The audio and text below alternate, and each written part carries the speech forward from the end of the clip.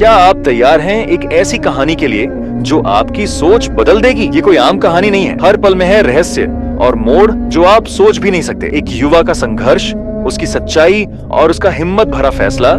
दूसरी तरफ एक लड़की की खूबसूरती और उसका पागलपन, और अंत में जो होगा वह आपको हैरान कर देगा। वीडियो के हर सेकंड में छुपा है एक नया राज। तो रहिए हमारे साथ, क्योंकि इस कहानी के अंत तक देखने के बाद ही आप समझेंगे कि सच्चाई और साहस की ताकत क्या कर सकती है। वो औरत रोज उस नौजवान को देखा करती, लेकिन हैरत ये थी कि वो हमेशा सर झुकाए, नजरें नीचे किए उसकी गली से गुजर जाता। चेहरा और अंदाज बिल्कुल ऐसे लगते जैसे किसी मदरसे का तालीबे इल्म हो, मगर उसकी खूबसूरती इतनी थी कि जिसने भी देखा वो दीवाना हो जाए। वही औरत पहली नजर में उसका दिल हार बैठी थी और अब चाहती थी कि किसी तरह वो भी उस पर नजर ए इनायत डाले। लेकिन नौजवान की दुनिया अलग थी। वो अपने रब की याद में मग्न, धीमी आवाज में कुछ पढ़ता हुआ रोज एक ही वक्त पर वहां से गुजर जाता और कभी नजर उठाकर भी उस औरत की तरफ न देखता। धीरे धीरे औरत के दिल में जिद और जलन पैदा हो गई। उसे हैरानी थी कि कोई ऐसा भी हो सकता है जो उसकी तरफ ध्यान न दे, और उसका ये सोचना अजीब भी न था, क्योंकि वो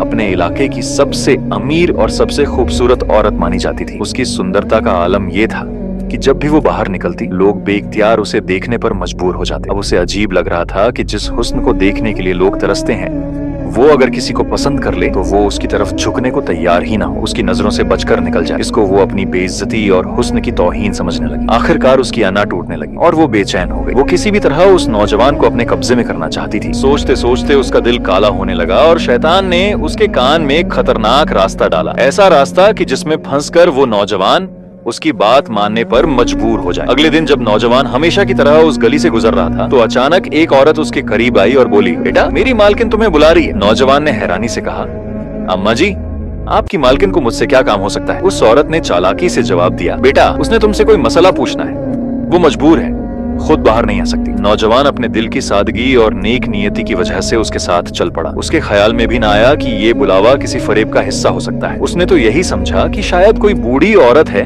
जो अपनी मजबूरी और बीमारी की वजह से बाहर आने में कासिर है। नौकरानी उसे घर ले गई और एक कमरे में बैठाकर कहा, तुम जरा इंतजार करो, मालकिन अभी आती हैं। कुछ देर बाद दरवाजा खुला और अंदर वही औरत दाखिल हुई जिसके हुस्न का शहर में शोर था। नौजवान ने उसे देखते ही फौरन अपनी नजरें झुका ली, क्योंकि सामने आने वाली औरत बला की खूबसूरत थी। नौजवान ने अदब से कहा, जी बीबी, आप कौन सा मसला पूछना चाहती हैं? ये सुनकर औरत के होंठों पर एक शैतानी मुस्कान आ गई। उसने अपने दिल का राज खोलते हुए कहा, मेरी सबसे बड़ी ख्वाहिश यही है कि मैं तुम्हें एक बार अपने कब्जे में कर लूं। नौजवान ये बात सुनकर कांप उठा और बोला, अल्लाह की बंदगी करो, अल्लाह से डरो, क्यों बाप की तरफ झुक रही हो? उसने औरत को बहुत समझाया और नेक राह पर लाने की कोशिश की, लेकिन औरत पर शैतान का असर साफ दिख रहा था। उसने धमकी दी, या तो तुम मेरी इच्छा पूरी करो, नहीं तो मैं शोर मचाऊंगी कि तुम जबरदस्ती मेरे घर में घुसे और मेरी इज्जत पर हमला किया। नौजवान ये सुनकर बहुत परेशान हो गया। उसे न अपनी इज्जत बचती दिख रही थी, न कोई साफ रास्ता नजर आ रहा था। अगर उसकी बात मानता तो पापी बन जाता, और अगर इनकार करता